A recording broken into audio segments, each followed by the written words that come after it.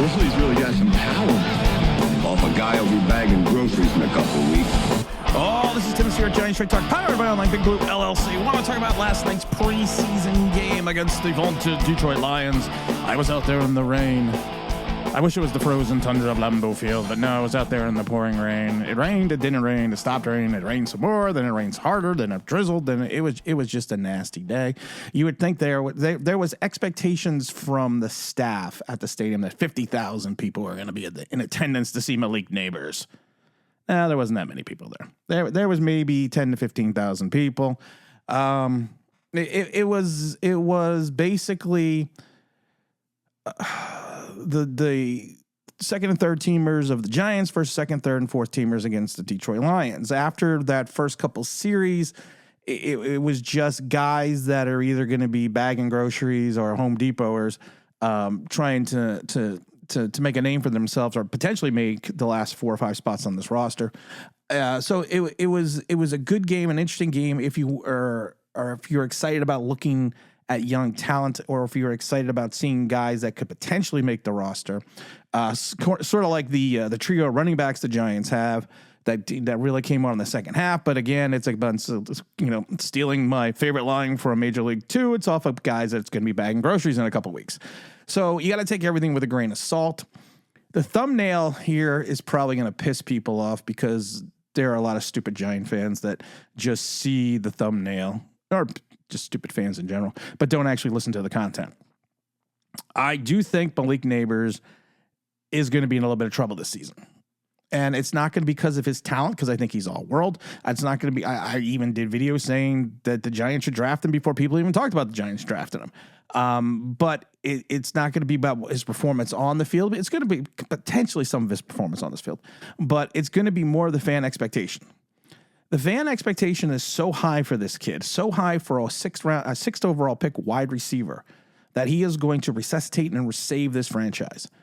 That I even showed pictures on Twitter.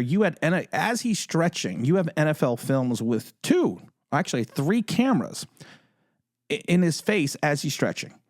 So the expectations for this kid is going to be beyond belief. And every play, every snap, anytime you don't throw him the ball is going to be diagnosed to the ad nauseum. That I posted a video on Twitter and it basically just said Malik's learning quickly. There's a difference between practice speed and game speed, because he wasn't open. The corner was right there, but people were like, he was open. No, he wasn't open. Then there was the pass that people were talking, the non-pass by Drew Lock, which is a 5-yard scramble, that people were like, well, you know what, he was wide open, he should have thrown him the ball.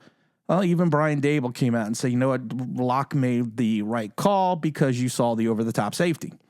And I actually have a screenshot of that play. There was an over-the-top safety. There was a corner on the right side of him, and there was a defensive back below him. It was a zone defense, and he was right in the middle of the zone, but he was basically inside that Bermuda Triangle. So, and then it's just going to be that anything that this kid does has to be extraordinary. And especially in the beginning of the season, even an 8-yard out is going to be the greatest 8-yard out we have ever seen. He is here to resuscitate Daniel Jones' career and revive life into this franchise. When there's that much expectation on a single player at a single position who does not have the ball more than anywhere between 65 to 100 times, depending on, the wide receiver itself, that's not a good thing. Because it cannot be the OBJ factor where you think every single pass has to go his way. Every single pass he's going to be open. The question is going to be, what if he drops one? The question is going to be, what if he's open and Daniel Jones underthrows him or overthrows him? I love that people yesterday were like, well, Daniel Jones would have found him on that pass. How the hell do you know? You're going into I keep thinking to myself, we're going into year 6 with a guy, and there's still expectation that he is going to find the wide open wide receiver. I was at camp a bunch of times, and I'm watching him overthrow and underthrow guys all day long. And that's in like versus the all shorts team.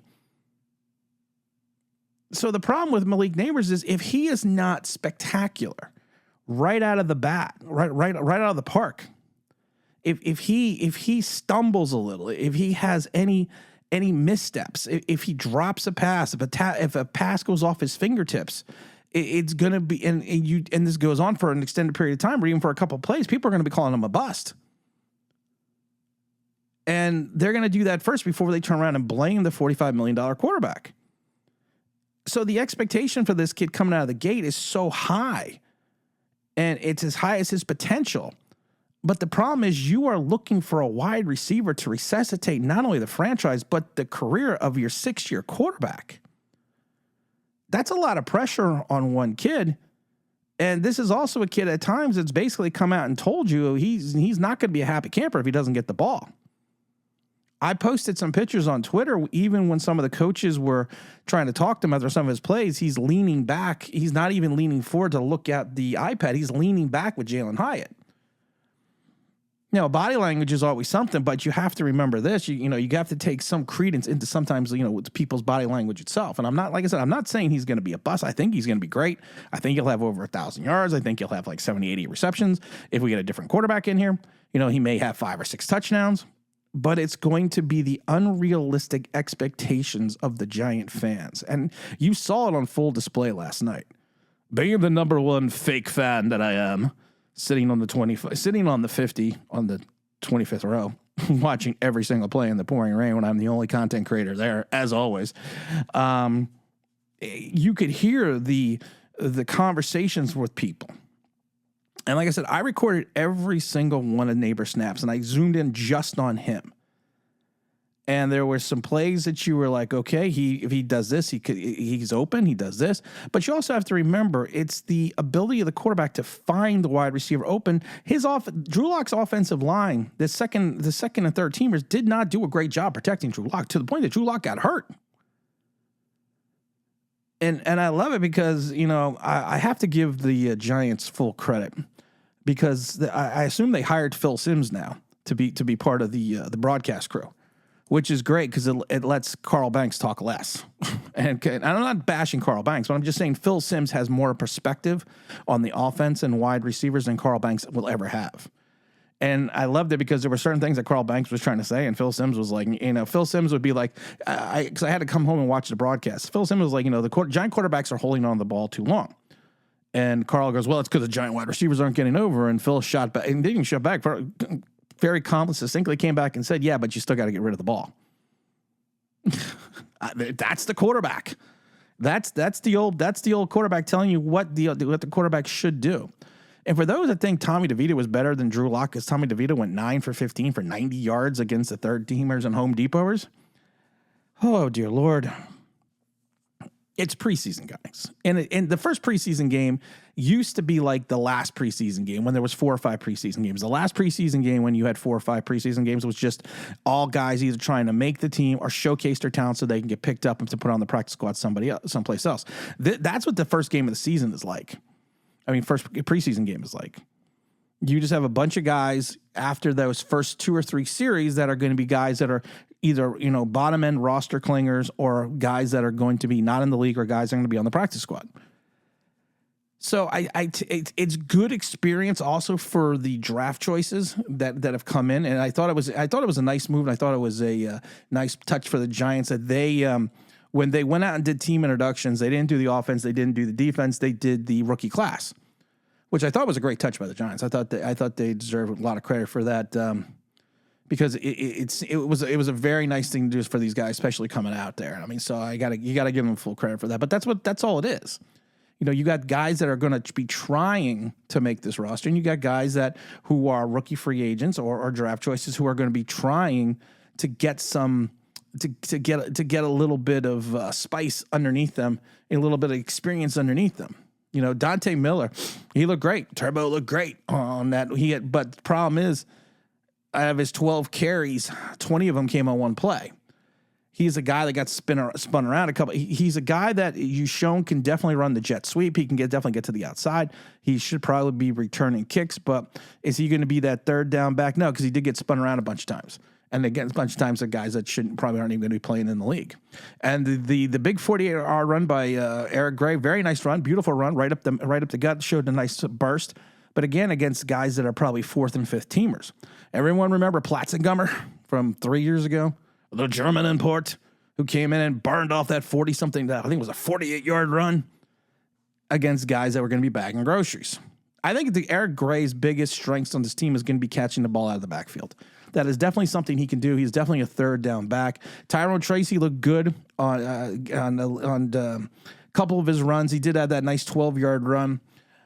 He's another guy that I think could be someone out of the backfield, but you got to wait. Motor Singletary is going to be your every down back. I don't think we're going to be relying on the likes of Miller, Gray, and Tracy.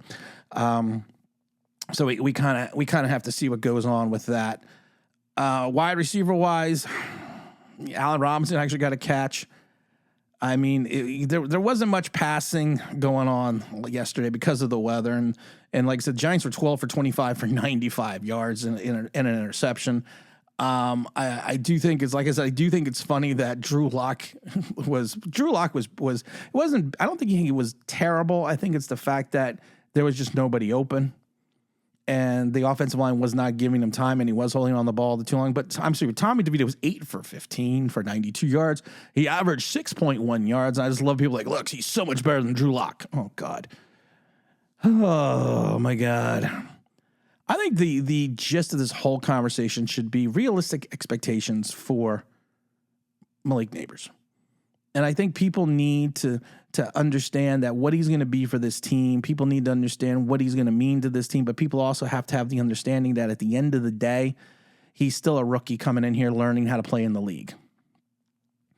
You have and plus you have a suspect offensive line still. You still have a 6th-year quarterback who are still waiting to become something. I love how people are talking about Daniel Jones is now a bargain at $45 million. Oh, please make the bad man stop. But, you know, like I said, it's you got to take the win, 14-3. All the points came in that second quarter, and then it was just a sloppy game for the rest of the day. They were playing in the mud. They were playing in the slop. Like I said, you got to give credit to a lot of what's his name, Matthew Adams. I thought actually had a good showing as well. And I think Boogie Basham even had a sack, and Dante Jones, the linebacker, had a sack, which I thought was a good play. Chapman had a sack.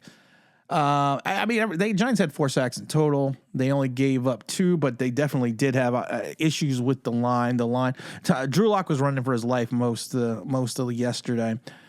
So, you know, it's going to be, and like I said, but you can't really say anything because these are guys that are going to be backup offensive linemen.